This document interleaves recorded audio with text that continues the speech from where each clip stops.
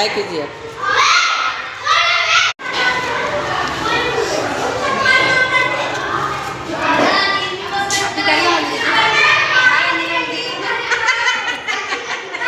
आज हम लोग प्रसाद काट रहे हैं दोस्तों। देखिए यहाँ पे सरस्वती पूजा का प्रसाद कटा रहा है।